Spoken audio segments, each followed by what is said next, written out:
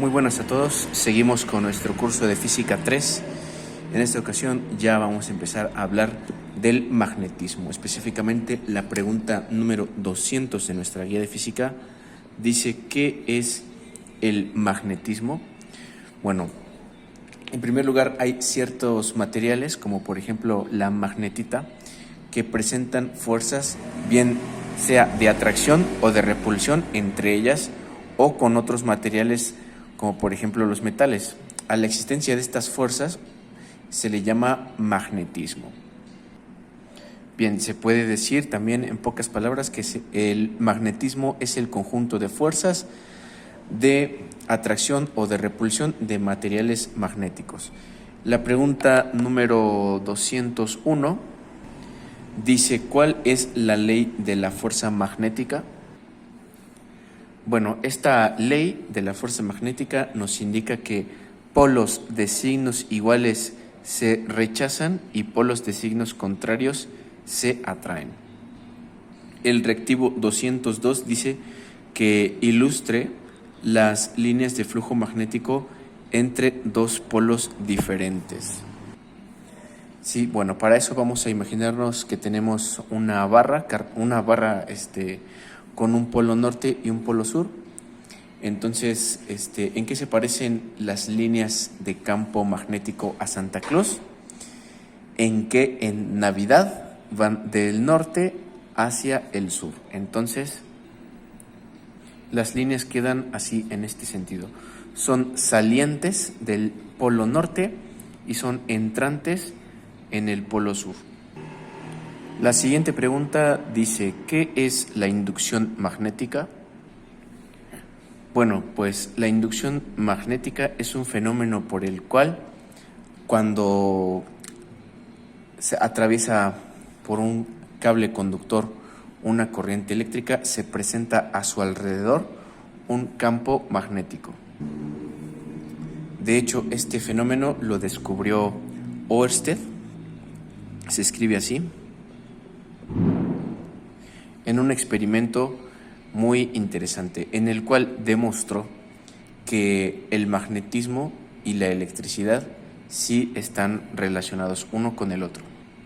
¿En qué consistió su experimento? Pues simplemente en tomar un hilo conductor como el que vemos aquí y luego acercar a él una brújula y notar que efectivamente la brújula cambiaba su orientación cuando se acercaba al hilo conductor. La siguiente pregunta dice: ¿qué es la retentividad? Bueno, la retentividad es una propiedad de ciertos materiales de conservar sus propiedades magnéticas. Por ejemplo, algunos materiales, como varios metales, pueden ser acercados y frotados incluso con algún imán y luego separarlos, de manera que este material también adquiere propiedades magnéticas. Entonces, la retentividad nos indica qué tan fácil es que este material mantenga sus propiedades magnéticas. La siguiente pregunta dice: ¿qué es la densidad de flujo magnético? Bueno, para ello vamos a imaginarnos otra vez que tenemos aquí un imán y las líneas de campo magnético que están alrededor.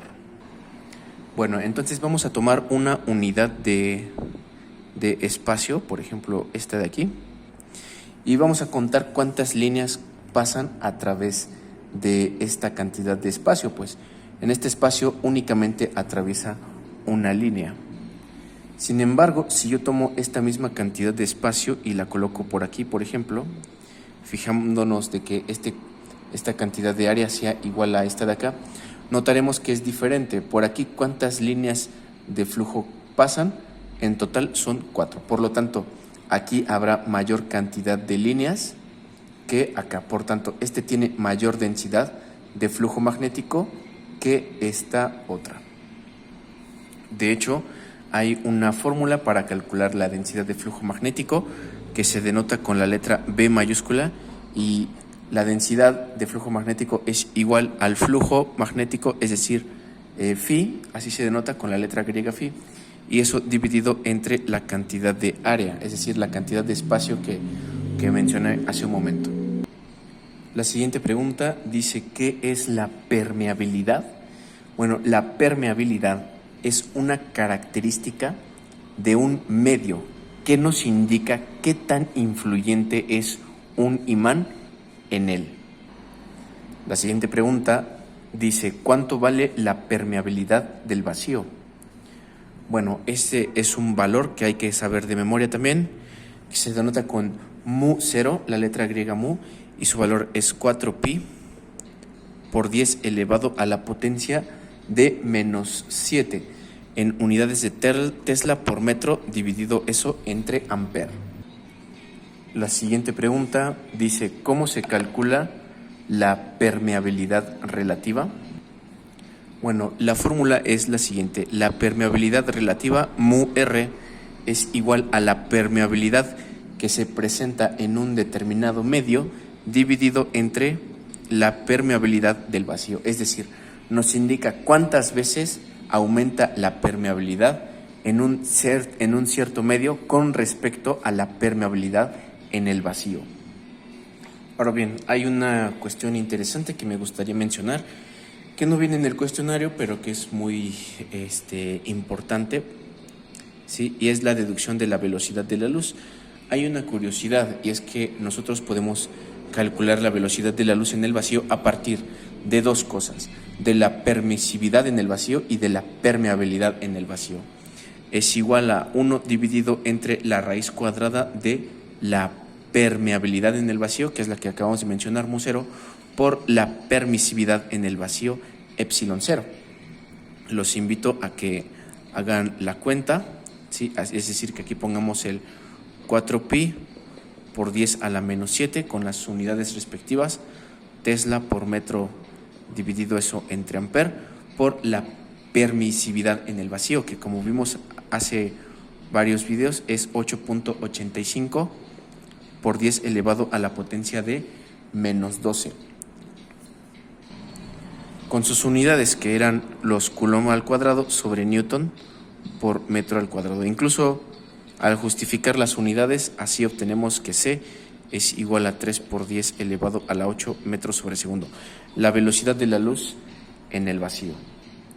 Bien, la siguiente pregunta dice, ¿cómo se calcula la magnitud de la intensidad del campo magnético? Bueno, esto se refiere a una fórmula.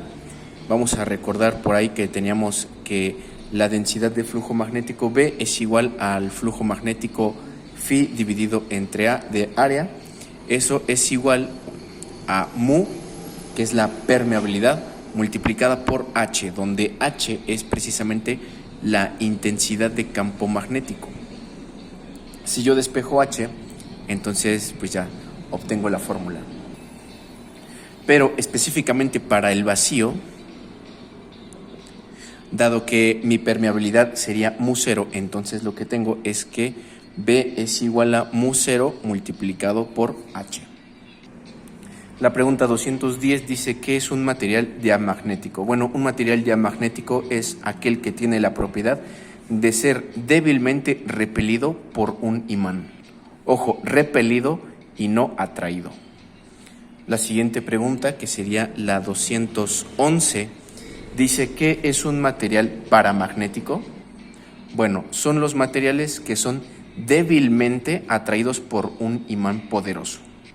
Por cierto, un imán poderoso es aquel que tiene muchas líneas de campo magnético. Un imán débil tendría, por tanto, menos líneas de campo magnético.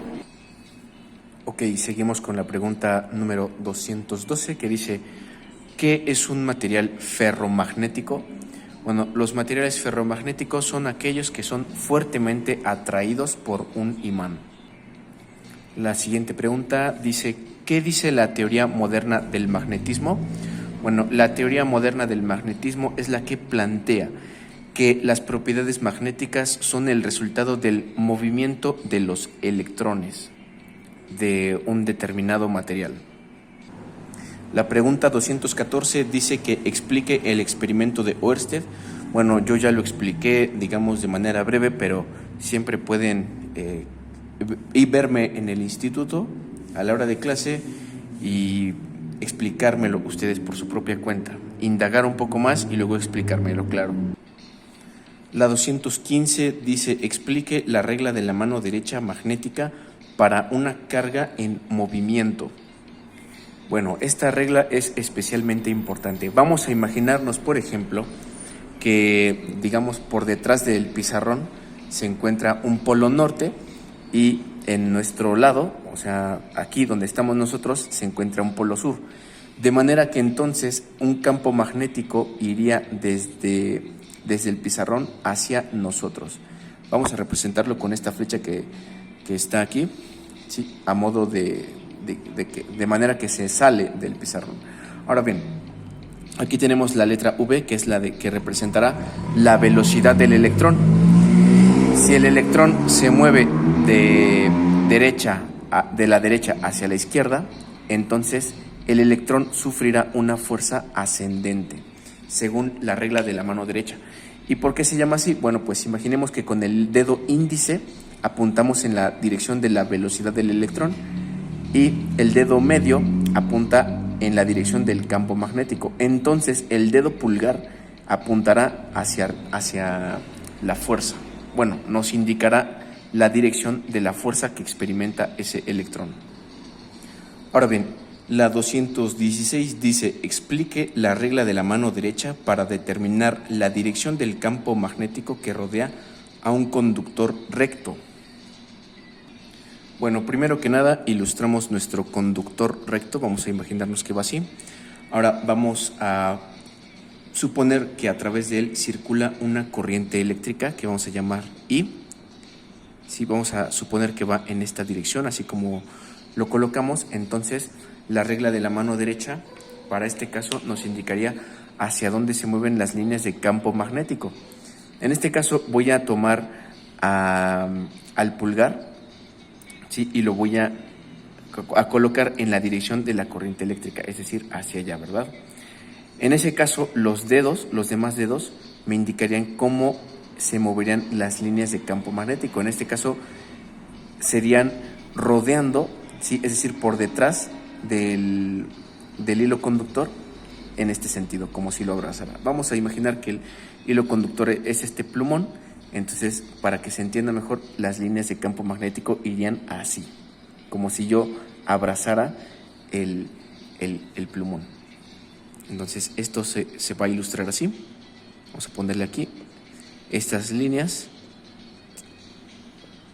del campo magnético que se denota con la letra B mayúscula.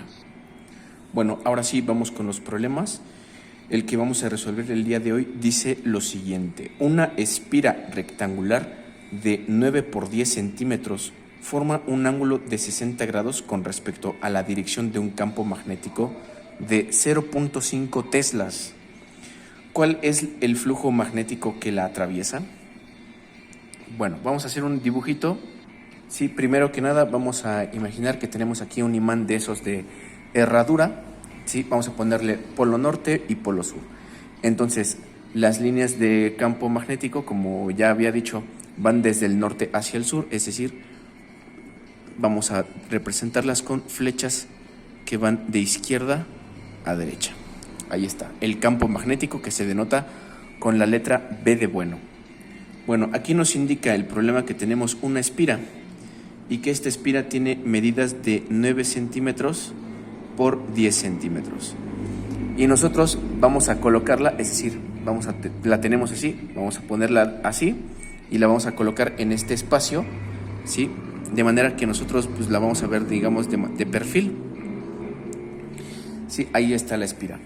Pero resulta que esa espira no está de manera vertical, sino que forma un ángulo, como dice el problema, de 60 grados con respecto a la dirección del campo magnético. Es decir, no está totalmente vertical, sino que está inclinada. Por lo tanto, la colocamos así. Vista de perfil e inclinada al mismo tiempo. ¿Y dónde se encuentra el ángulo de 60 grados? Pues aquí. Aquí lo vemos, 60 grados. Bueno, por si acaso no se entendió lo de la espira, vamos a usar este papelito. Supongamos que esto es la espira. Entonces, nosotros lo que hicimos fue verla de perfil, o sea, así, y luego darle la inclinación. Entonces eso es lo que está representado aquí en el pizarrón.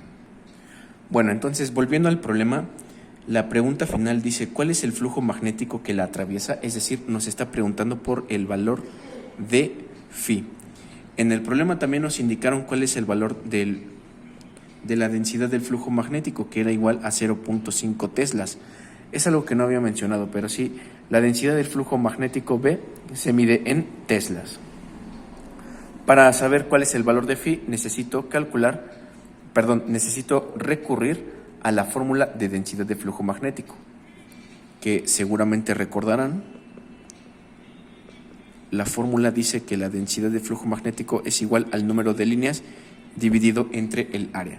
Sin embargo, como aquí la espira, digamos, está inclinada, no está totalmente vertical, entonces el área la voy a multiplicar por el seno del ángulo, seno de phi. De manera que si yo despejo phi,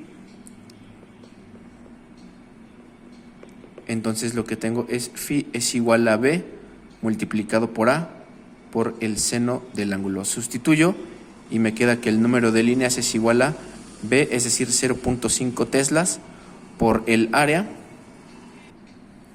El área de la espira, recordemos que tenía medidas de 9 por 10 centímetros, que pasaríamos a metros, por supuesto. Después de multiplicarla me quedaría un área de 9 por 10 a la menos 3 metros cuadrados. Ese valor es el que colocamos aquí, 9 por 10 a la menos 3 metros cuadrados por el seno de 60 grados.